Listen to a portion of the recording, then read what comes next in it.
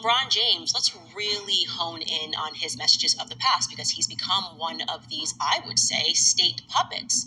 Whatever the state wants, whatever initiative the state is after, LeBron James is selling to the youth. As one example, of course, with George Floyd. Oh my gosh, he was really trying to tell Black America, oh my gosh, you should be out rioting. We should be out rioting and protesting because I am enraged and you should be enraged. And here is something that he actually shared on his Instagram at that time. Do you understand now? Exclamation point, question mark, exclamation point, question mark, or is it still blurred to you? Hashtag stay woke. And then the photo is Derek Chauvin and George Floyd. This is why. And of course, Colin Kaepernick, who became a hero, picked out his hair, decided he only wanted to be known as black and not half white as he is. He really leaned into this stereotype of a black man suffering, playing for the NFL, earning millions of dollars, despite the fact that he's a subpar player. And that was it. A movement was born. And that wasn't it, by the way. When the Ahmaud Arbery footage was released, this is what LeBron James tweeted. He tweeted, "We're literally hunted every day. Every time we step foot outside the comfort of our homes. Can't even go for a damn jog, man. Like, what the F, man? Are you kidding me?" Exclamation points, question mark, exclamation point, question mark. A lot of that, okay? No, man, for real. Are you kidding me? I'm sorry, Ahmaud. Rest in paradise, and my prayers and blessings sent to the family. I can't. Do you guys have the second part of this tweet? Basically, oh yeah, that's it. That's all he wrote. That was the end of the tweet. And so you see this message again, where LeBron James is taking on this ability to just make Black Americans lean into the emotion of every situation, even, if the reality is that George Floyd, as they were trying to peaceably arrest him, ingested a bunch of fentanyl like he had done in the past and had 3 times the amount of fentanyl inside of his system, enough fentanyl in him to kill a horse. And even if the reality is that fentanyl quite literally makes you stop breathing, he leaves that out because the message here is that white people are the enemy, cops are the enemy. And he carried on this message. Also, the situation pertaining to Jacob Blake, he tweeted this, and y'all wonder why we say what we say about the police. Someone please tell me, what the F is this? Exactly. Another black man being targeted. This SHIT is so wrong and so sad. Feel sorry for him, his family, and our people. We want justice. And he retweets Attorney Crump. Now, I just want to remind you guys, Jacob Blake, he was that 29-year-old black man who was partly paralyzed after a white police officer shot him 7 times in the back in Kenosha. You might remember him as a knife-wielding maniac. He was literally wielding a knife. But somehow this shooting, which was totally justified, became a rallying cry. And there were demonstrators in Kenosha and across the country who were boycotting professional sports leagues as well. And it was just people looting, destroying what we see over and over again. And they blamed Trump because he said we need law and order. Now, according to the criminal complaint, Blake had allegedly entered the house of a woman he knew. She was the one who called the police in the early hours of the morning. He sexually assaulted her, and then he took a debit card and car keys before fleeing in her vehicle.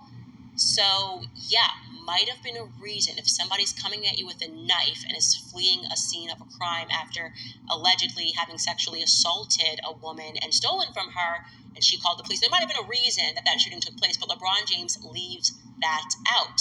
Because again, I don't know who he's working for, but it seems like he's one of the ones that are picked, chosen, to deliver this message to the masses. A man who doesn't even touch his own door handles, telling you that we can't go outside.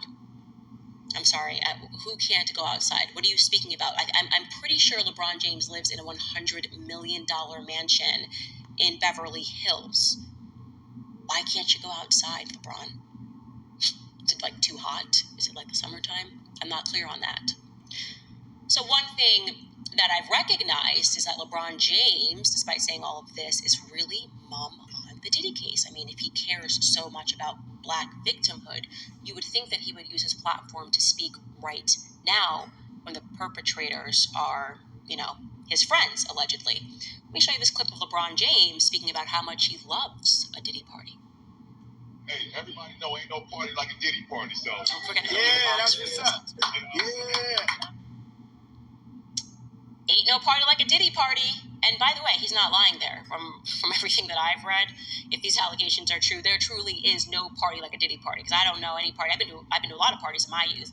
Never did we have like pink cocaine in bottles and like thousands of bottles of baby oil and people that were sex slaves sleeping with each other. We just did not. So it could be just factually a true statement to say that there ain't no party like a Diddy party. Now let me show you this clip of him partying with Diddy dancing to a Migos song. Take a listen.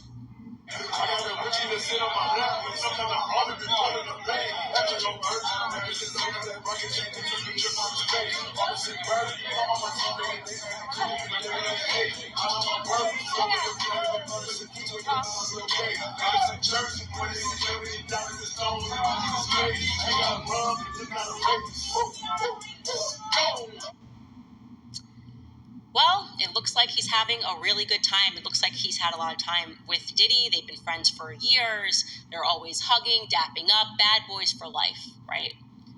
And so where is LeBron James, who has elected himself the mayor of speaking out when nobody cares to hear his opinion, speaking out to emote to Black Americans, to make Black Americans emotional in order to make them feel justified in their behavior when they riot and they loot? Because that's what he's doing. He's in his mansion. He's tweeting, "You see, we can't even step outside in Beverly Hills. We can't even." And then the Black youth are seeing this. They're going, "That's my king." And they take to the streets and they get themselves in trouble. So again, where is LeBron on the Diddy thing? Because if you're telling me that you use your platform to speak out when there are Black victims, there sure as hell seems to be a lot of them when it comes to Diddy. In fact, it would seem, if these allegations are true, that he was systematically victimizing Black men. He was systematically victimizing producers, victimizing women. We saw him obviously beat Cassie. He took ownership of that, so we don't have to say allegedly. When it comes to him beating Cassie, you were friends with him throughout all of this. You were at these parties. You are seeing more and more people speak out about how they were sexually assaulted allegedly at these parties. We understand that people were drugged without them knowing. If, again, these allegations are true from producer Lil Rod and they are replacing the liquor with a cocktail of cocaine and psychostimulants, where are you, king? I say to Black America all the time, bring me your kings and bring me your queens. These are the people that you're supposed to follow into the street as you burn down your own neighborhoods. And now, when you have an objective reality like this one, Diddy having been arrested, not being allowed to make a bail because of how severe the allegations are, people that have produced footage and photos and are speaking out about how scared they are for their lives. Remember, Little Rod is in hiding, saying that he is scared for his life because he has people everywhere. Has LeBron James offered to cut a check? Has LeBron James simply made a statement that this is wrong? Has LeBron James maybe just said, "Hey, I was at those parties, but I didn't realize this was taking place"?